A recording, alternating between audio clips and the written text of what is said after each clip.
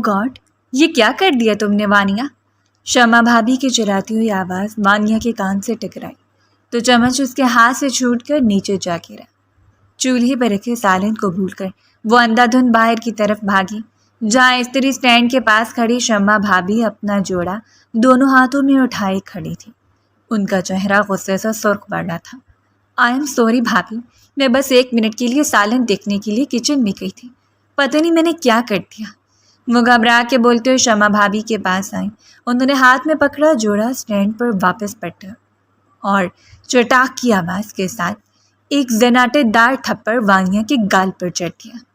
وہ سسک اٹھی، لڑکھڑا کے دیوار کو نہ تھامتی تو شاید زمین بوس ہی ہو جاتی۔ تمہاری سوری کرنے سے میرا جوڑا واپس آ جائے گا؟ ڈفر لڑکی، پورے 20,000 کا جوڑا تھا، کبھی پہنا ہے تم نے اتنا قیمتی جوڑا؟ برباد کر کے رکھ دیا سارا ڈریس، جان بوجھ کر کیا ہے نا یہ تم نے؟ وہ اس کے سر پر کھڑی چلا رہی تھی۔ وانیہ نے بمشکل آنکھوں میں آئی نمی کو پڑے دھکیلا۔ بھابھی، مجھے کل رات سے شدید بخار ہے، بس اسی لیے دھیان نہیں رہا اور میں اسٹینڈ کے اوپر رکھ کر بکلاہٹ میں کچن میں چلی گئی۔ میں آپ کو اس ڈریس کی رقم دے دوں گی، وہ بمشکل بول رہی تھی۔ کل رات سے ہونے والے بخار نے اس کی ساری توانائی نچوڑ لی تھی، مگر اس گھر میں پرواہ کس کو تھی؟ بند کرو بکواس، پیسے دے دوں گی، ہمارے ٹکڑوں پر پل رہی ہو، پیسے کہاں سے دو گی خود کو بیچ کر؟ شمع بھابھی نے چلا کر کہا اور تبھی کسی مضبوط آواز نے ان دونوں کو اپنی جانب متوجہ کیا تھا۔ سوچ سمجھ کر بات کریں شمع بھابھی، کیا کہہ رہی ہیں آپ؟ دیوار کے سہارے سے لگی وانیہ نے چونک کر رخ موڑ کر دیکھا۔ یہ کون شخص تھا جس نے اس کی سائٹ لی تھی؟ ارے فلک شیر، تم کب آئے؟ شمع بھابھی کا چند لمحے پہلے والا لہجہ یکسر بدل گیا۔ جوڑے کو بھول بھال کے وہ انتہائی خوش مزاجی سے اس شخص کی طرف مڑی تھی جو لاؤنج کے بیچوں بیچ کھڑا تھا۔ اس کے ایک طرف اس کا ٹیچی کیس دھڑا تھا اور ایک بیگ کندھے پر تھا، سوائے 2 چیزوں کے اس کے چہرے پر سفر کی کوئی اثرات نہیں تھے۔ وہ اتنا ہی فریش تھا جتنا 2 سال پہلے یہاں سے جاتے وقت تھا۔ میں تب آیا جب آپ ایک معمولی غلطی پر بلا دریغ وانیہ کو پیٹ رہی تھی، فلک شیر نے عام سے انداز میں کہا۔ شمع بھابھی کو لمحے بھر کے لیے شرمندگی ہوئی، مگر انہوں نے اپنا سر جھٹک دیا۔ ارے چھوڑو تم اس کو، آؤ بیٹھو، امی کو لگتا ہے پتہ ہی نہیں چلا تمہارے آنے کا، میں بھی انہیں بلواتی ہوں۔ وہ تیزی سے بولتے اس کے قریب آ کھڑی ہوئی تھی۔ وانیہ نے چپکے سے اپنے آنسوؤں کو صاف کیا۔ یہ وانیہ ہے نا، عدنان بھائی کی بیوی؟ کچن میں جاتے ہوئے وانیہ نے اپنی پشت پر فلک شیر کی آواز سنی۔ جواباً شمع بھابھی نے نخوت سے سر جھٹکا۔ بیوی نہیں، بیوہ کہو، جوان جہان بھائی تھا تمہارا، مگر وانیہ کے سنگ جڑتے یہ دنیا چھوڑ کر چلا گیا۔ شمع بھابھی کے لہجے میں وانیہ کے لیے حکارت تھی۔ وہ سر جھٹک کر کچن میں چل گئے۔ حکارت کیوں نہ ہوتی، آخر اس گھر میں اس کی حیثیت ہی کیا تھی؟ صرف اس گھر کی بہو ہوتی تو شوہر کے مرنے کے بعد یہاں سے چلی گئی جاتی۔ وہ شوہر جو شادی کے صرف 1 ہفتے بعد چل بسا تھا، لیکن اس کی بدقسمتی تھی کہ اس کے پاس جانے کے لیے والدین کا گھر بھی نہ تھا، کیونکہ اس کی سگی ماں اوپری منزل پر ایک کمرے میں بیمار حالت میں پڑی تھی۔ یہ اس کے سگے ماموں کا گھر تھا، لیکن عدنان کی موت کے بعد اس کی حیثیت ملازموں سے بھی بدتر ہو چکی تھی۔ وہ صبر کرتی آ رہی تھی، مگر آج اس کے صبر کی حد ختم ہو گئی تھی۔ شدید بخار میں تپتے وہ شام ڈھلے اپنے کمرے میں آئی تو اس نے فیصلہ کر لیا تھا، یہ امی کے بھائی کا گھر ہے، جب میں نہیں رہوں گی تو ان کی دیکھ بھال کوئی نہ کوئی کر ہی لے گا، ان سب کو صرف میری ذات سے مسئلہ ہے۔ وانیہ نے الماری سے اپنی چادر نکالی، چادر ہوئی ہاتھ میں تھامے وہ کمرے سے باہر نکل آئی تھی۔ نیچے کا حصہ خالی تھا، اوپر منزل سے بولنے اور باتوں کی آوازیں آ رہی تھیں۔ وہ بغیر دھیان دیے چلتی چلی گئی۔ گھر کے اندرونی حصے سے وہ باہر نکلی تو مین گیٹ پر سے گارڈز ٹہلتے ہوئے دکھائی دیے۔ وہ خاموشی سے گیلری کی سمت مڑ گئی۔ اسی گیلری سے گھوم کر پچھلا حصہ آتا تھا۔ پچھلے دروازے پر کھڑے ہو کر چند لمحے وانیہ نے گہری سانسیں لی۔ یہ وہ گھر تھا جہاں عدنان کے ساتھ رخصت ہو کر وہ آئی تھی، مگر اب عدنان تھا اور نہ وہ رشتہ۔ وانیہ نے چادر اپنے گرد لپیٹی اور پچھلا دروازہ کھول کر باہر نکل آئی۔ اندھیرے میں پہلا قدم رکھتے اسے جھرجھری آئی۔ پوری گلی میں سناٹا تھا۔ آنکھوں میں آئے آنسو صاف کرتے ہوئے وانیہ باہر نکلتے دائیں سمت کو بھاگنے لگی تھی۔ سمت کا تعین اس سے نہیں تھا، نہ ہی کوئی منزل، بس وہ یہاں سے بھاگ جانا چاہتی تھی۔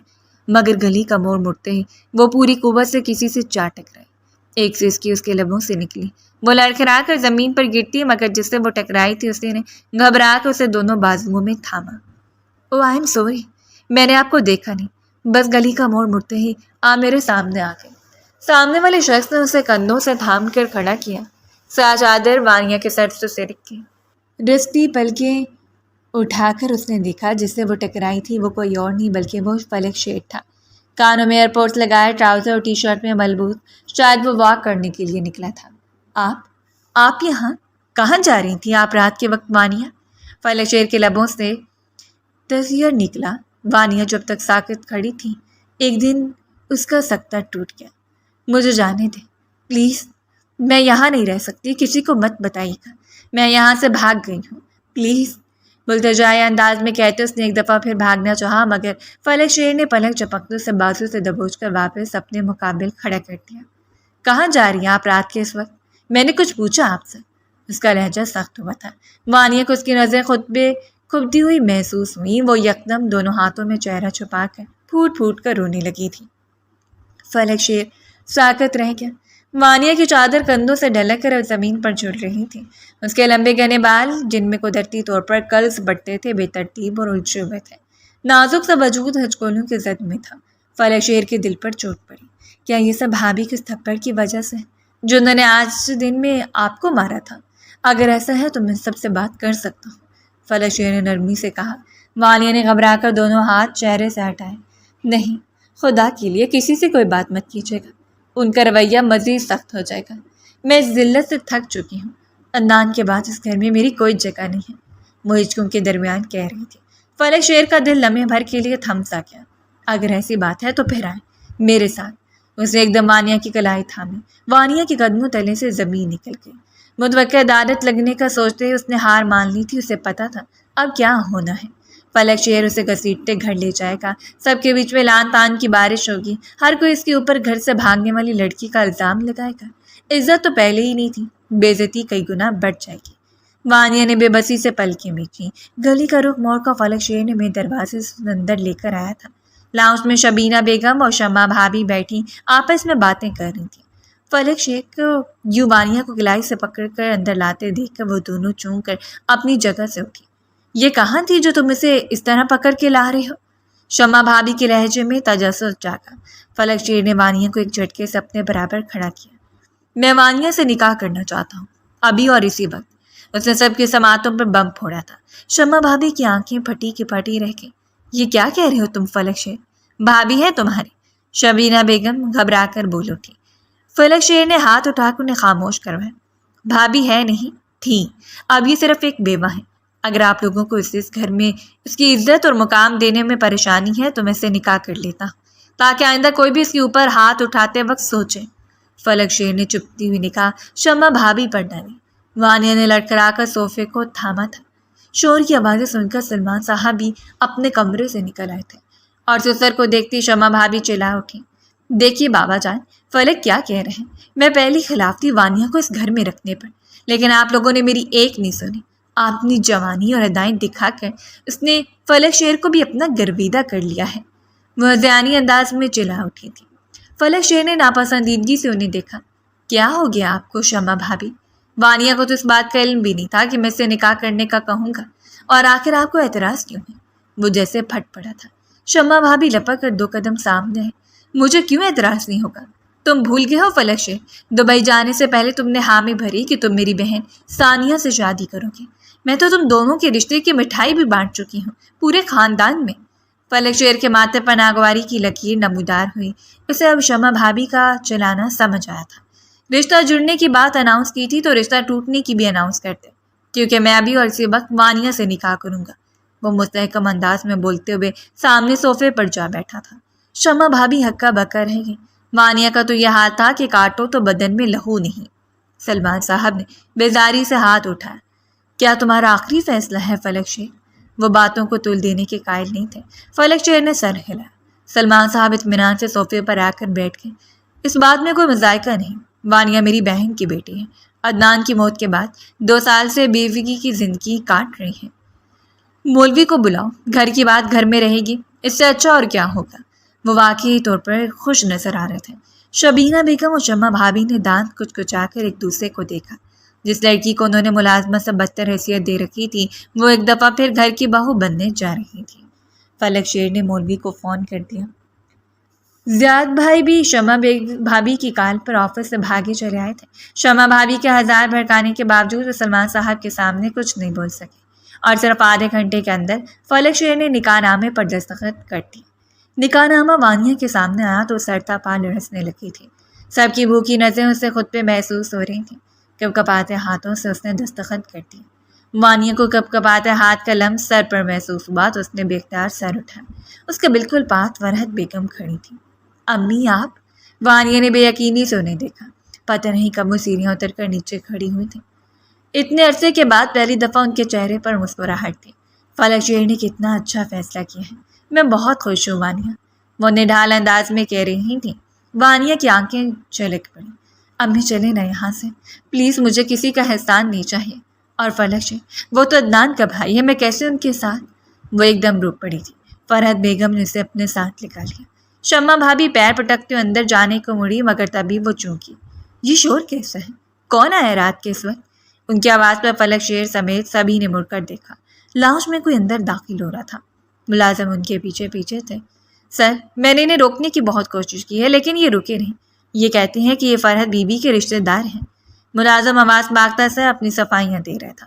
سلمان صاحب نے ہاتھ اٹھا کر اسے جانے کا کہا اور خود ان کی طرف متوجہ ہوئے، جو بلا دھڑک گھر کے اندر چلے آئے تھے۔ کلف لگے کاٹن کے کپڑوں اور اکڑی ہوئی گردنوں کے ساتھ متلاشی نگاہوں سے دائیں سے بائیں دیکھ رہے تھے اور فرحت بیگم پر نظر پڑتے ایک درمیانی عمر کا شخص بول اٹھا، تو یہاں چھپی بیٹھی ہے؟ اب بھابھی صاحبہ اپنے بھائی کے گھر میں، آخر کار ہم نے آپ کو تلاش کر ہی لیا۔ فرحت بیگم کی رنگت انہیں دیکھتے زد پڑ گئی تھی۔ وہ تبریز خان تھے، ان کے بڑے جیٹھ۔ کیوں آئے ہو تم یہاں؟ سالوں پہلے اس کے شوہر کے مرنے کے بعد میری بہن کو دھکے مار کر اپنے گھر سے نکال دیا تھا تم لوگوں نے، اس کی بیٹی سمیت، تو پھر آج یہاں کیوں آئے ہو؟ سلمان صاحب خود سے اٹھ کھڑے ہوئے تھے۔ تبریز خان نے اپنے دونوں جوان بیٹوں کو اشارہ کیا۔ وہ باپ کے ساتھ آ کھڑے ہوئے تھے۔ یہ اس بات کا اشارہ تھا کہ اپنی طاقت کا اظہار کر رہے ہیں۔ بیٹی کہاں ہے تمہاری؟ تم نے ہمارے ساتھ نہیں جانا تو مت جاؤ، مگر ہمارے بھائی کا خون ہمارے حوالے کر دو۔ تبریز خان کی کڑک آواز پر پورے لاؤنج میں سناٹا چھا گیا۔ وانیہ گھبرا کر اپنی جگہ سے اٹھی۔ میں اپنی بیٹی نہیں دوں گی، تم لوگ اس کے ساتھ بھی وہی ضرور کرو گے جو میرے ساتھ کیا ہے، چلے جاؤ یہاں سے۔ فرحت بیگم بری طرح خوفزدہ ہو کر چلائی تھی۔ تبریز خان کے ساتھ آنے والے دونوں لڑکوں کو وہ پہچانتی تھیں، وہ اس کے بیٹے اسحاق خان اور شمریز خان تھے۔ شمریز خان تو لاپرواہی میں ایک طرف کھڑا تھا مگر اسحاق خان کی نظریں وانیہ کے وجود کا ایکسرے کر رہی تھیں۔ وہ رہی چچی جان کی بیٹی ہانیہ، اس کی سبز آنکھوں کی وجہ سے میں سے پہچان کیا ہوں۔ اسحاق کے لہجے سے دلچسپی چھلک رہی تھی۔ سلمان صاحب کی برداشت جواب دے گئی، بس بہت ہو گیا، نکل جاؤ میرے گھر سے۔ میری بہن اور اس کی بیٹی تم لوگوں سے کوئی رشتہ نہیں رکھنا چاہتی۔ سلمان صاحب کی بات پر اسحاق نے تنفر سے سر جھٹکا اور وانیہ کی سمت بڑھا۔ عین اسی لمحے فلک شیر اپنی جگہ سے اٹھ کھڑا ہوا تھا۔ اس نے اسحاق کا راستہ روکا۔ اسحاق نے ناپسندیدگی سے سر اٹھایا۔ فلک شیر اس سے قد میں 2 انچ لمبا تھا۔ اس کی مضبوط جسامت کے سامنے اسحاق ایک دم خفیف سا ہو گیا۔ یہ لوگ ایسے نہیں مانیں گے بابا جان، ہمیں پولیس بلانی پڑے گی۔ وانیہ کو تو میں یہاں سے لے کر ہی جاؤں گا، اسحاق خان نے تنفر سے کہا۔ فلک شیر کا بھاری ہاتھ یکلخت اس کے کندھے پر پڑا۔ میری بیوی کا نام سوچ سمجھ کر لینا، ہوتی ہوگی کسی وقت میں یہ تمہاری کزن، تمہاری چچی کی بیٹی، لیکن اب یہ میری بیوی ہے۔ یہ میز پہ رکھی مٹھائی دیکھ رہے ہو، یہ میرے اور اس کے نکاح کی ہے۔ لڈو کھاؤ اور یہاں سے چلتے بنو۔ اس نے اسحاق خان کو ہلکا سا ایک سم دھکیلا۔ یہ کیا بکواس ہے؟ ایسا نہیں ہو سکتا، ہمارے خاندان کی عزت کو ہم سے پوچھے بغیر کسی اور مرد کے حوالے کیسے کر سکتی ہو؟ تبریز خان سنگین انداز میں فرحت بیگم کی طرف مڑا۔ شمع بھابھی کا طنزیہ کہکا لاؤنج میں گونج اٹھا تھا۔ ایسے تناؤ بھرے ماحول میں ان کے ہنسنے پر سبھی ان کی طرف دیکھنے لگے۔ آپ لوگوں کو آنے میں ذرا دیر ہو گئی ہے بھائی صاحب، یہ کون سا کسی پہلے مرد کو سونپی جا رہی ہے؟ محترمہ پہلے ایک شوہر بھگتا چکی ہیں، اسے مار کر قبر کی مٹی تلے پہنچا دیا اور اب دوسرے کو پھانس لیے ہیں۔ ان کے زہرخند آواز پر فلک شیر نے بامشکل خود پر ضبط کیا۔ تم لوگ جاتے ہو یا پھر میں ڈی ایس پی کو بلاؤں؟ بلکہ اسے بلانے کی کیا ضرورت ہے، میرے گھر کے گارڈ ہی کافی ہیں تم لوگوں کو جہنم واصل کرنے کے لیے۔ نکل جاؤ یہاں سے، سلمان صاحب ذہنی انداز میں چلائے تھے۔ فلک شیر نے سر نگاہوں سے ان تینوں باپ بیٹے کی طرف دیکھا۔ دروازہ اس طرف ہے، اس کی انگلی کا اشارہ لاؤنج کے بیرونی گیٹ کی طرف تھا۔ تبریز خان نے آنکھوں ہی آنکھوں میں بیٹوں کو اشارہ کیا اور بغیر ایک لفظ کہے لاؤن سے باہر نکل، مگر جاتے جاتے سر خان نے ایک انتقامی نگاہ فلک شیر اور وانیہ پر ڈالی تھی۔ وہ جو کسی مجسمے کی طرح ساکت کھڑی تھی، ان کے باہر نکلتے فرحت بیگم سے لپٹ گئی۔ پتہ نہیں کب تک اس وانیہ کی وجہ سے اس خاندان پر آفتیں آتی رہیں گی۔ شبینہ بیگم عدنان کو یاد کرتے رونے لگی تھی۔ شمع بھابھی بھی اپنے کمرے کی طرف مڑ گئی۔ سلمان صاحب نے فرحت بیگم کو اشارہ کیا، وانیہ کو فلک شیر کے کمرے میں لے جاؤ، بہت رات ہو گئی ہے، اب اسے آرام کرنا چاہیے۔ وانیہ جی جان سے لرز اٹھی۔ فرحت بیگم نے آہستگی سے اس کا ہاتھ تھاما۔ چلو وانیہ۔ ان کی آواز کمزور سی تھی، نہ چاہتے بھی وانیہ نے ماں کے ساتھ قدم بڑھا دی۔ فرحت بیگم نے اسے فلک شیر کے ساتھ بیڈ پہ بٹھایا تو وہ تڑپ اٹھی۔ مجھ سے نہیں ہوگا میں اس رشتے کو کیسے نبھاؤں گی؟ میرے ساتھ یہ سب کچھ کیوں ہوتا ہے؟ وہ شکست خوردہ انداز میں کہہ رہی تھی۔ فرحت بیگم نے اسے اپنے ساتھ لکھا، اللہ نے تمہارے لیے کچھ سوچا ہی ہوگا۔ عدنان اچھا لڑکا تھا، مگر شادی کے صرف ایک ہفتے بعد کار حادثے میں اس کا انتقال ہو گیا۔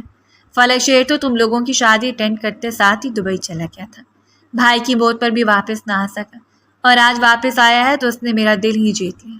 اب تم بھی اس رشتے کو قبول کرو اور فلک کو اپنا شوہر تسلیم کر لینا، اسے کوئی شکایت کا موقع نہ دینا۔ وہ بولتے بولتے تھکنے لگی تھی۔ وانیہ کسی مجسمے کی طرح بیٹھی رہ گئی۔ فرحت بیگم تو دروازہ لاک کر کے واپس چلی گئی، مگر وانیہ کا دل ڈوبنے لگا۔ یہ اس کی شادی کی پہلی رات تھی، ایسی رات اس کی زندگی میں پہلے بھی آئی تھی۔ فرق صرف یہ تھا کہ دروازے سے اندر داخل ہونے والا شخص مختلف تھا۔ اسے بے اختیار عدنان کی یاد آئی۔ 15 منٹ بعد فلک شیر کمرے میں داخل ہوا۔ اسے دیکھتے ہوئے بے اختیار خود میں سمٹی۔ ایزی ہو جاؤ، میں جانتا ہوں یہ رشتہ تمہارے لیے بالکل غیر متوقع ہے۔ فلک شیر نے آپ سے تم کا سفر بڑی جلدی طے کیا تھا۔ وانیہ سر بھی نہ اٹھا سکی۔ وہ دھیرے دھیرے چلتا عین اس کے سامنے آ کھڑا ہوا۔ پوچھو گی نہیں کہ میں نے تم سے اچانک نکاح کیوں کیا؟ حالانکہ مجھے تو تمہاری شکل بھی ٹھیک سے یاد نہیں تھی۔ 2 سال پہلے بھائی کے ساتھ ہونے والی تمہاری شادی میں بس سرسری طور پر ہی تو شریک ہوا تھا میں، اور اس کے بعد سچ پوچھو تو بھول ہی گیا تھا کوئی وانیہ نام کی لڑکی بھی ہمارے گھر میں رہتی ہے۔ وہ آہستگی سے اس کے برابر بیٹھا، وانیہ کی گردن میں گلٹی ابھر کر معدوم ہوئی۔ میں تمہاری تحقیر ہوتے ہوئے نہیں دیکھ سکا۔ بے شک تم عدنان بھائی کی بیوی تھی، لیکن اب تمہارا بھی تو حق ہے زندگی کی خوشیوں میں۔ فلک شیر نے آہستگی سے اس کا ہاتھ تھاما۔ وانیہ نے گھبرا کر آنکھیں بند کر لی، مگر فلک شیر چونکا، یہ کیا تمہیں تو ابھی تک بخار ہے؟ او گاڈ، تم تو تپ رہی ہو۔ وہ بے اختیار اٹھ کھڑا ہوا تھا۔ ہاتھ بڑھا کر اس نے وانیہ کا ماتھا چھوا۔ اس کے لمس محسوس کرتے وانیہ نے گھبرا کر آنکھیں کھولی۔ نہیں، میں ٹھیک ہوں، بخار خود ہی اتر جائے گا، وہ بامشکل بولی، مگر فلک شیر ملامتی نگاہوں سے اسے دیکھتا پلٹ گیا تھا۔ حد ہوتی ہے لاپرواہی کی، انسان کو اپنا خیال خود رکھنا چاہیے۔ سارے گھر کے کھانے پکا سکتی ہو، شمع بھابھی کے کپڑے پریس کر سکتی ہو، تو پھر ایک ٹیبلٹ لیتے ہوئے کیا ہوتا ہے؟ فلک شیر نے فرسٹ ایڈ باکس سے بخار کی دوا نکال کر اس کے ہاتھ پر رکھی۔ وانیہ کی آنکھوں میں آنسو بھر آئے۔ میرے پاس دوا نہیں تھی، ورنہ میں کھا لیتی۔ اس کی آواز آنسوؤں سے بھیگ گئی تھی۔ فلک شیر دم بخود رہ گیا۔ پانی۔ وانیہ نے آہستگی سے سر اٹھایا۔ وہ جو اس کے چہرے کی نقوش میں ڈوب رہا تھا بے اختیار چونکا۔ جگ سے پانی گلاس میں ڈیل کر اس نے لا کر وانیہ کے ہاتھ میں تھمایا۔ کیا آپ کو اس بات کا افسوس نہیں کہ آپ نے ایک ایسی لڑکی سے شادی کی جو پہلے سے ایک مرد کے ساتھ رہ چکی ہے، یا پھر یہ سب صرف ایک احسان ہے؟ وانیہ نے تلخ لہجے میں پوچھا۔ فلک شیر نے کندھے اچکا دیے۔ مجھے اس بات سے کوئی فرق نہیں پڑتا۔ وہ گلاس لیے واپس پلٹا۔ عدنان نے مجھے کبھی ہاتھ نہیں لگایا تھا، وہ تو مجھ سے نفرت کرتے تھے۔ میرے ساتھ ان کی شادی ماموں جان نے زبردستی کروائی تھی۔ انہوں نے مجھے کبھی اپنی بیوی تسلیم ہی نہیں کیا۔ وہ اپنی کولیگ سے شادی کرنا چاہتے تھے، اور شاید اسی پریشانی میں اس روز ان کا کار ایکسیڈنٹ ہو گیا۔ وہ بے تاثر انداز میں بولی۔ فلک شیر چونک کر مڑا۔ تم نے اتنی بڑی بات سب سے کیسے چھپائی؟ بھائی کے ساتھ تمہارا کوئی رشتہ نہیں تو اس کے باوجود تم پچھلے کئی سالوں سے یہاں رہ رہی ہو، سب کی خدمتیں کر رہی ہو، کیوں؟ وہ سچ مچ بے حد حیران ہوا تھا۔ وانیہ کے لبوں پہ تلخ سی مسکراہٹ بکھر گئی، کیونکہ اس دنیا میں ہر کوئی مجبور کا فائدہ اٹھاتا ہے، اور میں مجبور ہوں، بے کسی طرح جس طرح آپ نے آج میرا فائدہ اٹھایا۔ وہ ایک جھٹکے سے اٹھ کھڑی ہوئی۔ فلک شیر کی رنگت سرخ پڑی۔ جا کر سوچو، میرے متعلق غلط گمان رکھنے کی ضرورت نہیں ہے۔ میں نے سچ مچ یہ فیصلہ صرف بھلائی کی خاطر کیا ہے۔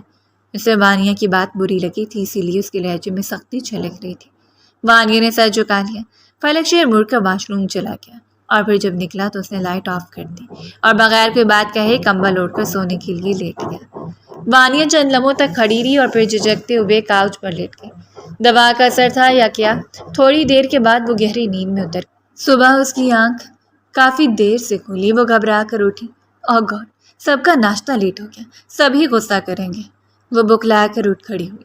ایک نظر اس نے بیڈ پر ڈالی جہاں فلک شیر ابھی تک گہری نیند سو رہا تھا۔ صبح کے 9 بج رہے تھے۔ وہ جلدی سے فریش ہو کر نیچے کچن میں چلی آئی، مگر وہاں خلاف توقع شمع بھابھی کو کھڑے دیکھ کر وانیہ دنگ رہ گئی۔ آپ کیوں آ گئی بھابھی؟ آج صبح صبح اٹھ جائیں تو آپ کے سر میں درد ہوتا ہے نا، آپ چلی جائیں، میں ناشتہ بنا دیتی ہوں۔ وہ شرمندگی سے بولتے چولہے کے پاس جا کھڑی ہوئی۔ شمع بھابھی نے کٹیلی نگاہ میں ڈالی۔ میں نے کہا پہلی رات کی دلہن ہو، اتنے سویرے آنکھ تھوڑی کھلے گی تمہاری، اس لیے سوچا زیاد کا ناشتہ خود ہی بنا دیتی ہوں۔ ان کے الفاظ تو سادہ تھے مگر لہجہ بڑا چبھتا ہوا تھا۔ وانیہ کو شرمندگی ہونے لگی۔ دراصل میں دوائی کھا کر سوئی تھی، اس لیے آنکھ نہیں کھلی۔ ماموں جان اٹھ گئے ہیں کیا؟ وانیہ نے گھبرا کر کہتے جلدی سے چولہا جلایا۔ شمع بھابھی نے اس کی بات پر چونک کر وانیہ کا جائزہ لیا۔ تم پوری رات سوئی رہی کیا؟ ان کا انداز کریتنے والا تھا۔ وانیہ نے نہ سمجھنے والے انداز میں سر ہلا۔ جی کمرے میں جاتے ہی فلک شیر نے دوا کھلا دی تھی، اس لیے میں سو گئی۔ وانیہ کو پتہ نہ چلا اس کے جواب نے شمع کے دل میں ڈھیروں سکون اتار دیا تھا۔ اس کے لب خود بخود مسکرانے لگے۔ ماموں جان کے لیے ناشتہ میں خود بنا دوں گی، آپ چلی جائیں۔ وانیہ نے ایک دفعہ پھر انہیں بھیجنا چاہا مگر شمع بھابھی اچانک افسوس سے سر ہلانے لگی۔ ارے بابا جان کو ہوش کہاں ہے؟ کل رات سے وہ تو اسپتالوں کے چکر کاٹ رہے ہیں، صبح صبح انہوں نے مجھ سے کافی بنوا کر لے لی تھی۔ شمع بھابھی کی بات پر وانیہ کا دماغ بھگ سے اڑا۔ انہیں کیا ہوا جو اسپتال گئے تھے؟ ان کی طبیعت تو ٹھیک ہے نا؟ وہ پریشان ہو اٹھی تھی۔ شمع بھابھی نے ملامتی نگاہ وانیہ پر ڈالی۔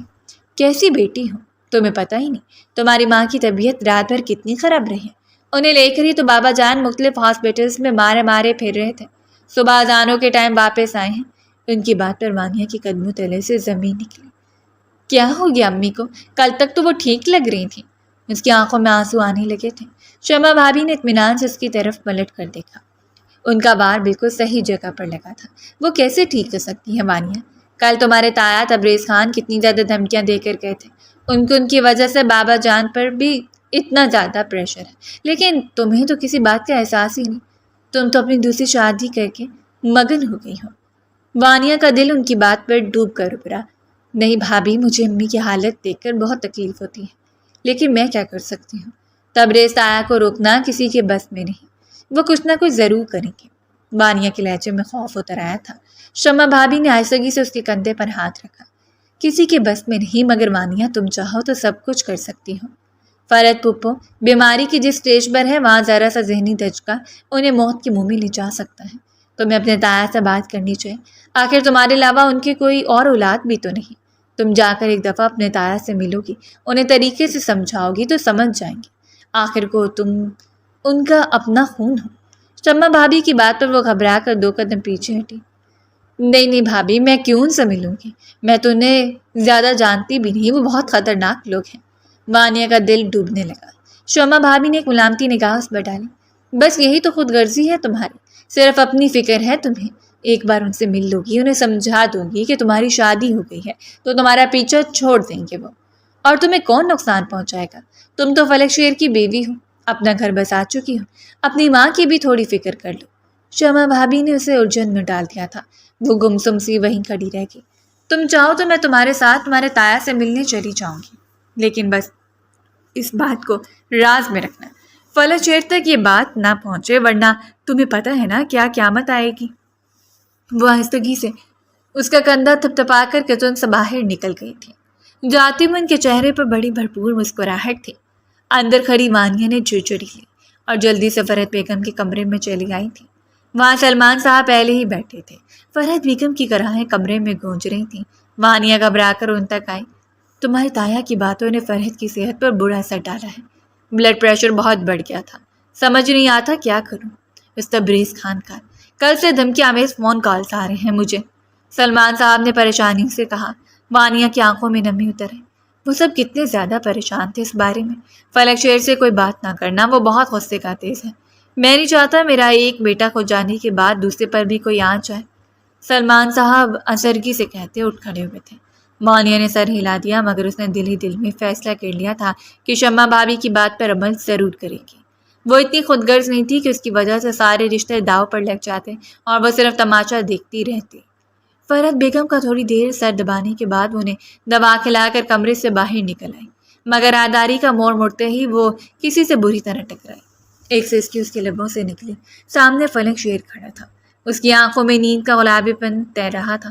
اس نے بھرپور نظروں سے مانیہ کا جائزہ لیا، جس نے نیلے رنگ کے شلوار قمیص پہن رکھا تھا، دوپٹہ لاپرواہی سے کندھوں پر ڈالا تھا۔ فلک شیر کو دیکھ کر وہ پزل سی ہو گئی۔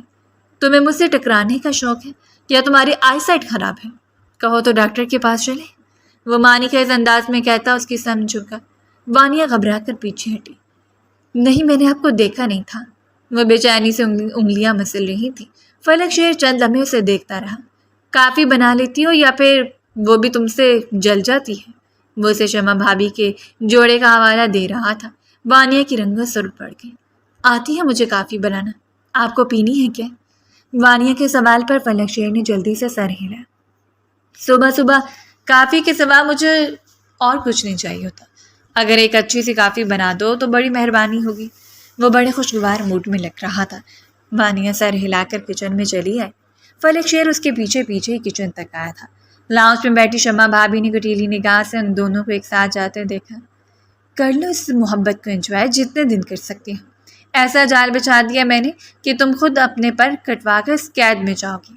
فلک شیر کی بیوی تو میری بہن رامین ہی بنے گی۔ چائے کا مگ لبوں سے لگاتے وہ سازش کا جال بن رہی تھی، جبکہ ان سب باتوں سے بے خبر کچن میں وانیہ فلک شیر کی موجودگی سے خائف ہو رہی تھی۔ آپ اپنے کمرے میں چلے جائیں نا، میں کافی بنا کر وہیں لے آؤں گی، وانیہ نے کافی پھینٹتے ہوئے کہا۔ فلک شیر نے اطمینان سے رفیع میں سر ہلایا۔ بالکل نہیں، میں دیکھنا چاہتا ہوں تم کیسی کافی بناتی ہو۔ وہ اطمینان سے بازو سینے پر باندھ کر کھڑا ہو گیا۔ وانیہ نے بے بسی سے اسے دیکھا۔ اس کی نظروں کا ارتکاز وانیہ کو ڈسٹرب کر رہا تھا۔ وہ خواہ غلطیاں کرنے لگی۔ ایک بار کافی کا مگ زمین پر جا پڑا، جسے جھک کر اس نے اٹھانا چاہا، مگر فلک شیر نے اسے منع کر دیا۔ یہ ملازمت صاف کر دے گی، تم دوسرے مگ میں کافی بناؤ، وہ اسے اطمینان سے بولا۔ وانیہ نے بے بسی سے سر ہلایا اور ایک دفعہ پھر کافی بنانے لگی۔ جیسے تیسے کر کے اس نے فلک شیر کی کافی تیار کر دی تھی۔ یہ لے کافی، مجھے اب جانا ہے۔ وہ گھبرا کر پلٹی، مگر فلک شیر نے اس کی کلائی تھام کر اسے روک دیا۔ رک جاؤ، پہلے اپنا ٹیسٹ تو پاس کرتی جاؤ۔ کیسی شیف ہو تم، بغیر ماسک کے لیے جا رہی ہو؟ فلک شیر واضح طور پر اس کے گریس کو انجوائے کر۔ وانیہ کی ہتھیلیوں میں پسینہ اترنے لگا۔ فلک شیر نے کافی کا مگ لبوں سے لگایا۔ وانیہ بے اختیار بول اٹھی، بہت گرم ہے، کچھ دیر رک جائیں۔ فلک شیر بے اختیار مسکرایا، مگر وہ رکا نہیں۔ اس نے کافی کا ایک گھونٹ بھر لیا۔ واو، تمہارے ہاتھ میں تو سچ مچ کا ٹیسٹ ہے، اسی لیے تو یہ سارے گھر والے تم سے کھانے پکواتے ہیں۔ فلک شیر نے کھلے دل سے اس کی تعریف کی تھی۔ وانیہ کو خوشگوار سا احساس ہوا۔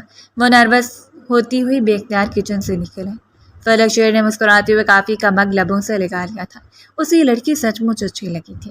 وانیہ کو لاؤنج سے باہر نکل کر بھی فلک شیر کی نظروں کی تپش کا احساس ہوتا رہا، مگر لاؤنج میں ماموں جان فون پر کچھ بات کر رہے تھے۔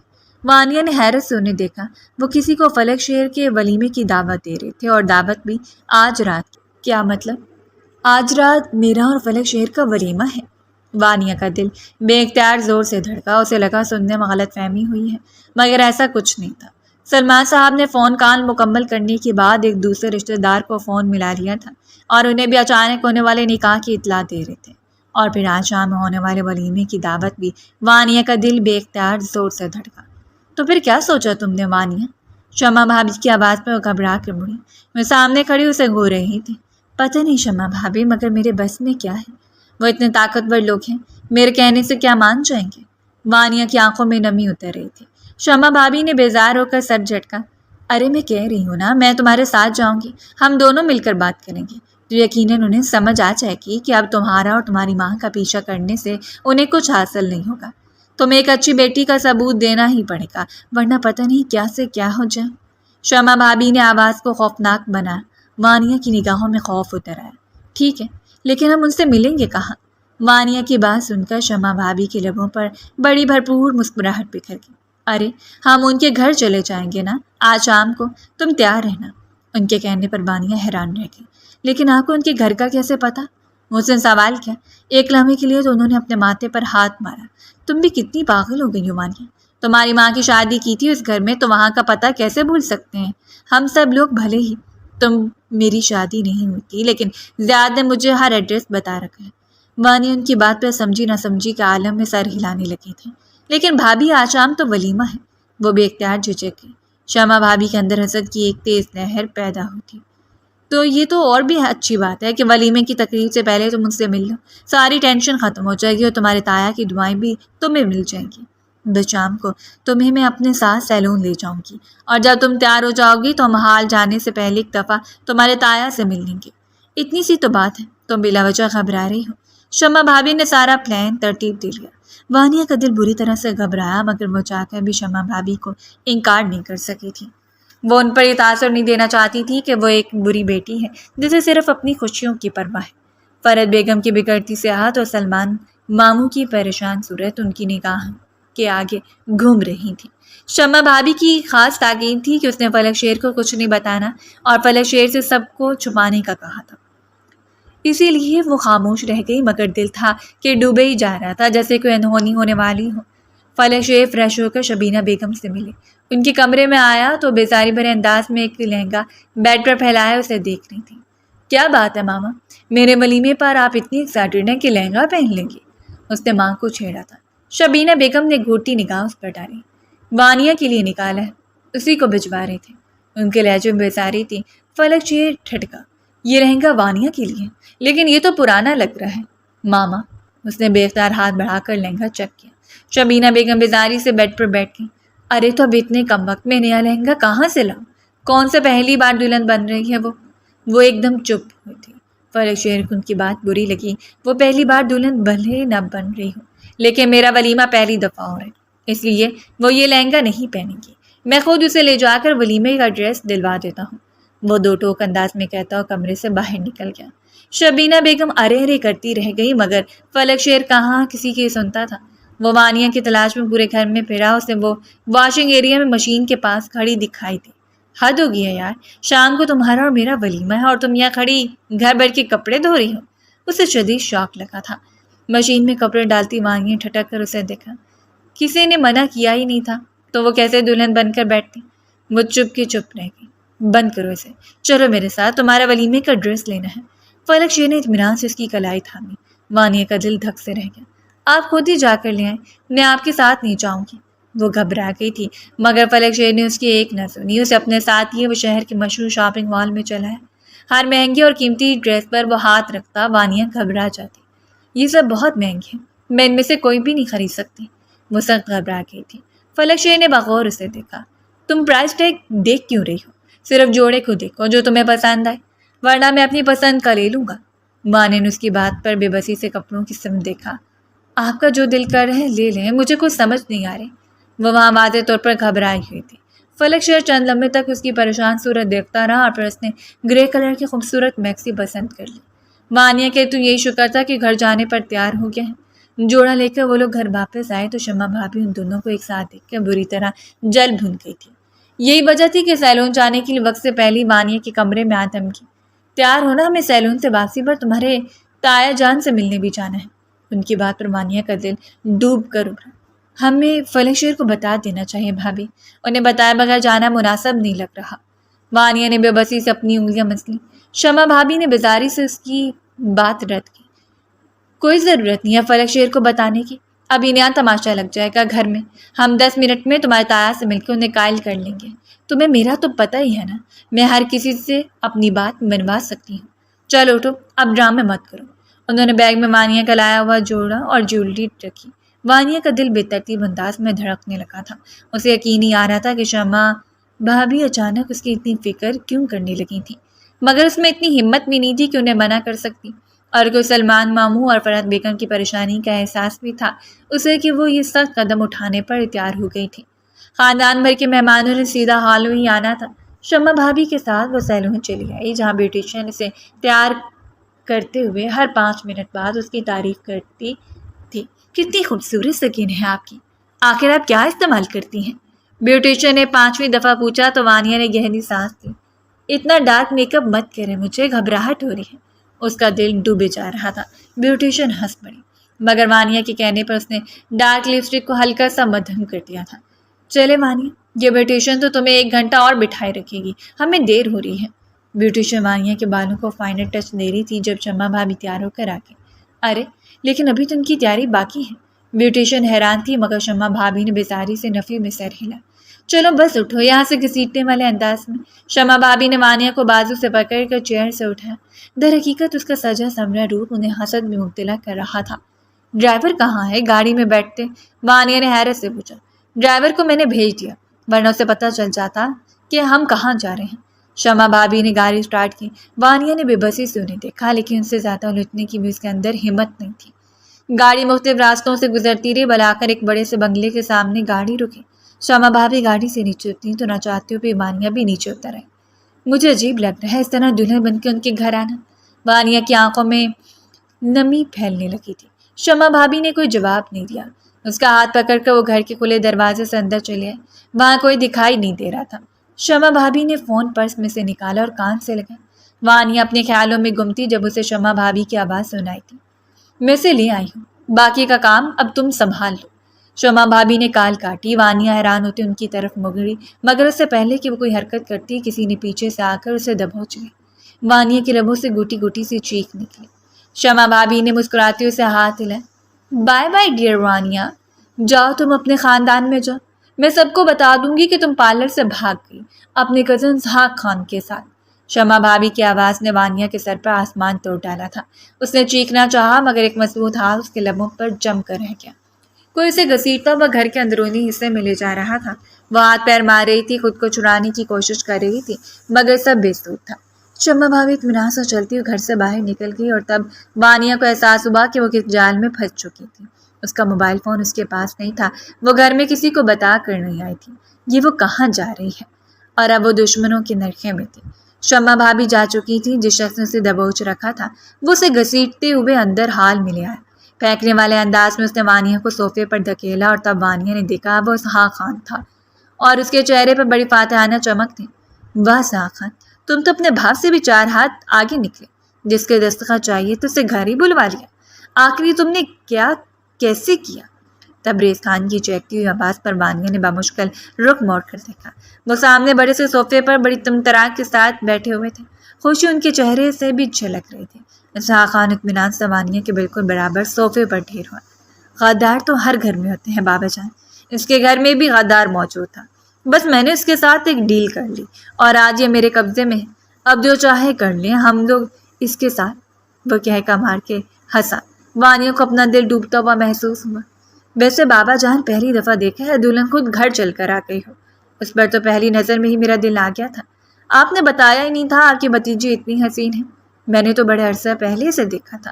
اسحاق خان نے اپنی نظریں وانیہ کے وجود پر گاڑتے ہوئے پوچھا۔ تبریز خان نے بیزاری سے ہاتھ ہلایا۔ تمہیں جو کرنا ہو کر لینا، لیکن پہلے وہ کاغذات لے کر آؤ، کہیں اس کا وہ خطرناک شوہر یہاں نہ دبکے۔ تبریز خان کے لہجے میں خوف چھلکا تھا۔ وانیہ نے تیزی کے ساتھ ذہن میں حساب کتاب کیا۔ یہاں سے لڑ کر وہ نہیں جا سکتی تھی جب تک کہ مدد کے لیے فلک شیر کو نہ بلاتی، اور اسے بلانے کے لیے اسے انہی کی طرح چال چلنے کی ضرورت تھی۔ وہ یکدم گھبرا کر اپنی جگہ سے اٹھی۔ پلیز مجھے واپس نہیں جانا، میں اس درندے شخص کے پاس واپس نہیں جا سکتی۔ اس نے شدید خوفزدہ ہونے کی اداکاری کی تھی۔ تبریز خان نے حیرت سے اسے دیکھا۔ اسحاق خان بھی چونکا۔ یہ کیا کہہ رہی ہے؟ وہ حیران تھا۔ وانیہ نے پورا کا پورا رخ اس کی جانب موڑا۔ پلیز مجھے واپس مت بھیجنا، آپ لوگوں کو نہیں پتا وہ کس قدر ظالم لوگ ہیں۔ پہلے انہوں نے میری شادی اپنے بڑے بیٹے سے کی، اور اب جو وہ مر گیا تو اب فلک شیر کے ساتھ زبردستی میرا نکاح پڑھا دیا ہے۔ میں نے بھاگنے کی کوشش بھی کی مگر کامیاب نہیں ہو سکی۔ وانیہ نے دل ہی دل میں خود کو کوسا، مگر تبریز خان اور اسحاق خان کے چہرے پر پھیلتی حیرت نے اسے حوصلہ دیا تھا۔ میں وہاں واپس نہیں جانا چاہتی تھا جان، امی مجھے 2 بار اپنے بھائی کے بیٹوں پر قربان کر چکی ہیں، وہ لوگوں کی محبت میں سر سے لے کر پیر تک ڈوبی ہوئی ہیں، مگر میں ان لوگوں کے نزدیک بس ایک ملازمہ ہوں، پلیز میری مدد کریں۔ وہ التجائی انداز میں تبریز خان کی طرف دیکھتے کہے جا رہی تھی، لرزتے وجود کے ساتھ بس جو منہ میں آ رہا تھا وہ کہے جا رہی تھی۔ تبریز خان ایک دم کہکا مار کر وونڈے انداز میں ہنسا۔ ارے ہم نے خواہ فکر پالی ہوئی تھی، اسی سے پوچھ لیتے، اس دن خواہ شمع کو 20 لاکھ روپے دی تھی، تبریز خان نے تعصب سے سر ہلایا۔ اسحاق خان مطمئن انداز میں اٹھ کھڑا ہوا تھا۔ وانیہ نے چور نظروں سے دیکھا، اس کا موبائل صوفے پر ہی پڑا تھا۔ میں کاغذات لے کر آتا ہوں، اس سے دستخط کروا لیں۔ دراصل ہمارے دادا جان نے جتنی بھی زمین جائیداد بنائی تھی وہ سب اب جا کر اپنے بیٹوں کے نام کی ہے، اور جو جائیداد تیرے باپ کی تھی وہ اب تیرے نام پر ہے۔ بس ہمیں اس جائیداد کے کاغذات پر دستخط چاہیے، پھر تیری طلاق کروائیں گے اور میں تجھے اپنی تیسری بیوی بنا لوں گا۔ اسحاق خان نے وانیہ کو دیکھ کر آنکھ ماری، وہ اپنی جگہ منجمد سے رہیں گے۔ اسحاق خان سرشاری میں چلتا اندر چلا گیا۔ وانیہ نے آہستگی سے اس کا موبائل اپنے ہاتھ کے نیچے کیا۔ سامنے بیٹھے تبریز خان کا دھیان اس پر نہیں تھا، وہ تو اپنے فون پر کسی کو ہنس کر اطلاع دے رہے تھے کہ زمینیں اب ان کے نام ہونے سے کوئی نہیں روک سکتا۔ وانیہ نے کپاتے ہاتھوں سے اسحاق خان کا موبائل کھولا۔ اسے فلک شیر کے نمبر کا علم نہیں تھا، مگر اسے فرحت بیگم کا نمبر یاد تھا۔ اس نے کپاتے ہاتھوں سے فرحت بیگم کے نام میسیج ٹائپ کیا۔ میسیج بھیجتے اس نے میسیج ڈیلیٹ کر دیا۔ خوف سے اس کی رنگت زد پڑی تھی۔ بس امی فون نہ کریں، یہ میسیج فلک شیر کو دکھا دیں۔ وہ دل ہی دل میں دعا مانگ رہی تھی جب اسے اسحاق خان فائل لیے آتا دکھائی دیا۔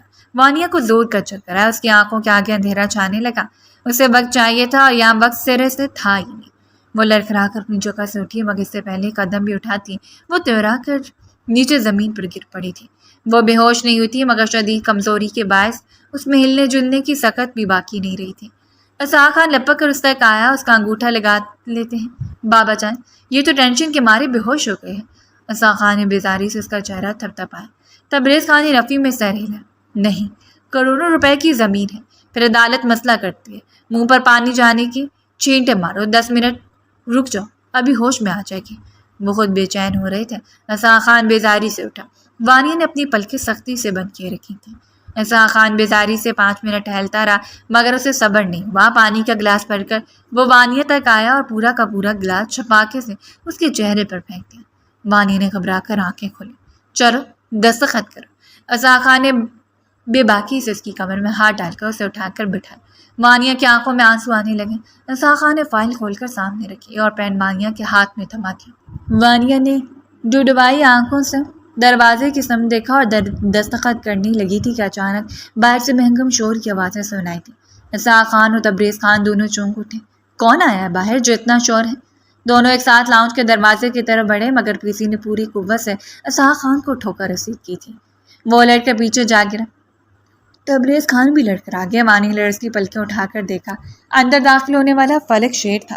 وہ ولیمے کے لیے بلیک ڈنر سوٹ میں تیار تھا اور اس وقت اس کے ہاتھ میں ایک گن نظر آ رہی تھی۔ وہ اکیلا نہیں تھا، اس کے پیچھے سلمان ماموں، فرحت بیگم اور زیاد بھائی بھی تھے۔ باہر سے آدمیوں کی آوازیں بھی آ رہی تھیں۔ اسحاق خان تلملا کر اٹھا، مگر فلک شیر نے اسے دبوچ کر زمین کے ساتھ لگا دیا۔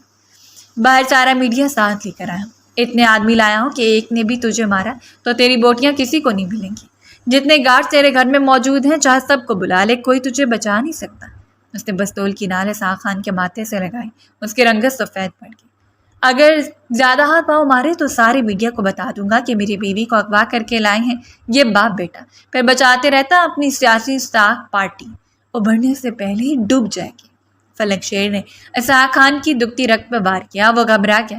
ہم نے کچھ نہیں کیا، لڑکی خود یہاں آنا چاہتی تھی اور وہ شمع سے فروخت کر کے گئی ہمارے ہاتھ پورے 20 لاکھ روپے میں۔ یہ تو تم لوگوں کے گھر کا میٹر ہے۔ وہ مزید بھی کچھ کہتا، مگر فلک شیر نے ایک زوردار تھپڑ اس کے چہرے پر دے مارا۔ اس کی رنگت سرخ پڑ گئی تھی۔ شمع بھابھی کا نام سن کر میری بیوی کو خریدنے کی تیری اوقات نہیں ہے۔ اگر تو اس کا نام بھی لیا تو میں تیری زبان کھینچ لوں گا۔ وہ سچ مچ اسے جان سے ہی مار دیتا، مگر سلمان صاحب نے گھبرا کر اسے پیچھے ہٹایا۔ اسے کچھ مت کرو، میں آئی جی صاحب کو اطلاع دے چکا ہوں۔ فرحت اور وانیہ کے بیان پہ یہ زندگی بھر کے لیے جیل کے پیچھے ہو جائیں گے، باپ بیٹا، اور اگر جیل نہ بھی گئے تو ان کی سیاسی ساکھ برباد ہو جائے گی، پھر یہ کچھ نہیں کر سکتے۔ سلمان صاحب نے فلک شیر کو پیچھے ہٹایا۔ وہ سنگین تیوروں کے ساتھ پیچھے ہٹ تو گیا، مگر اس نے وانیہ کا بغور جائزہ لیا۔ کیا ان میں سے تمہیں کسی نے کچھ کہا؟ وہ سخت لہجے میں پوچھ رہا تھا۔ وانیہ نے گھبرا کر نفی میں سر ہلایا۔ فلک شیر کے آنے پر اسے ڈھیروں سکون مل گیا تھا۔ وہ جو خود کو بھیڑیوں کے شکنجے میں محسوس کر رہی تھی، ایک دم اسے محفوظ پناہگاہ کا احساس ہونے لگا تھا۔ فلک شیر نے آگے بڑھ کر اسے زمین سے اٹھایا۔ میں جانتا ہوں شمع بھابھی نے یہ سب کچھ کیوں کیا۔ وہ میری شادی اپنی بہن سے کروانا چاہتی تھی۔ مجھے یقین نہیں آتا وہ اتنا گر جائیں گی، وہ تعصب سے کہہ رہا تھا۔ زیاد بھائی نے کوئی جواب نہیں دیا۔ فلک شیر نے جھپٹنے والے انداز میں فائل اٹھائی اور ایک نظر کاغذات پر ڈالتے ہوئے اسے اندازہ ہو گیا کہ آخر تبریز خان کو برسوں بعد وانیہ کی یاد کیوں آئی تھی۔ ایک زہر خان نگاہ تبریز اور اسحاق خان پر ڈالتے ہوئے وہ وانیہ کے لیے گھر سے باہر نکل آیا۔ فرحت بیگم رو رو کر تبریز خان کو بددعائیں دے رہی تھی۔ گھر سے باہر میڈیا بے سے سب کا منتظر تھا۔ سلمان صاحب چونکہ شہر کے بڑے بزنس مین تھے، اس لیے ان پر حملہ کوئی معمولی بات نہیں تھی۔ فلک شیر وانیہ کو اپنے بازو کے گھیرے میں لیے گھر سے باہر نکلا تو میڈیا اس کی طرف نہیں آیا، بلکہ وہ سیدھا سلمان صاحب کی طرف مڑ گیا۔ یہ فلک شیر کے تعلقات کا یہ اثر تھا کہ وانیہ کی ایک بھی تصویر اخبار یا انٹرنیٹ کی زینت نہیں بننے والی تھی۔ وہ اسے یوں ہی بازو کے حلقے میں چھپائے گاڑی میں لے آیا۔ گاڑی میں بیٹھتے ہی وہ پھوٹ پھوٹ کر اور رونے لگی۔ آپ مجھے چھوڑ دیں ورنہ میرے ساتھ یہی سب کچھ ہوتا رہے گا۔ شمع بھابھی مجھے اس گھر میں نہیں رہنے دیں گی۔ صرف اسحاق خان اور تبریز خان میرے دشمن نہیں بلکہ وہ بھی ہیں۔ اس کی آنکھوں میں آنسو دے کر فلک شیر نے آہستگی سے اس کا چہرہ اپنی طرف موڑا۔ جانتا ہوں شمع بھابھی تمہیں بالکل پسند نہیں کرتی اور تمہاری سخت دشمن ہے، مگر ایسی عورت کے ساتھ کیا کیا جائے جس کے شوہر نے اس سے عاجز آ کر دوسری شادی کر لی اور ان کا ایک بچہ بھی ہو۔ زیاد بھائی نے ابھی سب کو بتا دیا ہے کہ انہوں نے کئی برس پہلے دوسری شادی کر لی تھی اور وہ شمع بھابھی کی عادتوں سے سخت تنگ تھے، مگر آج والے واقعے کے بعد سے اب وہ انہیں ایک لمحہ بھی اپنے ساتھ نہیں رکھنا چاہتے۔ انہوں نے فون پر ہی شمع بھابھی کو طلاق دے دی ہے اور انہیں اپنی دوسری شادی اور بچے کا بھی بتا دیا ہے۔ فلک شیر کی بات پر وانیہ دنگ رہ گئی۔ انہوں نے کچھ نہیں کیا، جواب میں وہ تو بہت خطرناک ہے۔ وہ ابھی تک خوف زدہ تھی۔ فلک شیر مسکرا دیا۔ وہ صرف تب تک خطرناک تھی جب تک سلمان خان کی بہو تھی، اب ان کی حیثیت صرف ایک کٹی پتنگ جیسی ہے۔ وہ تمہارا کچھ نہیں بگاڑ سکتی۔ رونے چلانے اور بددعائیں دینے کے بعد بلاخر وہ جا چکی ہوں گی اور اب تو تمہیں کوئی کیوں نقصان پہنچائے گا، تم کروڑوں روپے کی مالک ہو۔ فلک شیر نے فائل اس کے سامنے لہرائی۔ وانیہ بھی یقینی سے اسے دیکھے گئے۔ میڈیا میں سلمان صاحب نے ہر چیز کھول کر رکھ دی تھی، کچھ نہیں چھپایا تھا۔ راتوں رات اسحاق خان اور تبریز خان کا سیاسی کیریئر زمین پر آ گیا تھا۔ وہ چاہ کر بھی فلک شیر اور وانیہ کا کچھ نہیں بگاڑ پائے تھے۔ فرحت بیگم وانیہ کو صحیح سلامت واپس پا کر خوش تھیں اور فلک شیر اس کا ہاتھ تھام کر جب ولیمے کی تقریب میں داخل ہو رہا تھا تو اس کے چہرے پر بڑی بھرپور مسکراہٹ تھی۔ تمہیں پتہ ہے تم بہت ذہین ہو، دشمنوں کے بیچ میں بیٹھ کر تم نے مجھ تک وہ میسج بھیج دیا۔ ہم سب تمہارے لیے پریشان ہو رہے تھے، بس ایک میسج ملا اور میں نے تمہاری لوکیشن ٹریس کر لی۔ تم نے بالکل ٹھیک شخص کو پکارا۔ ہمیشہ ہر مصیبت میں ایسے ہی تمہارے ساتھ رہوں گا، وہ پورے جذب سے کہہ رہا تھا۔ وانیہ نے اس کی طرف دیکھا اور بے اختیار مسکرا دی۔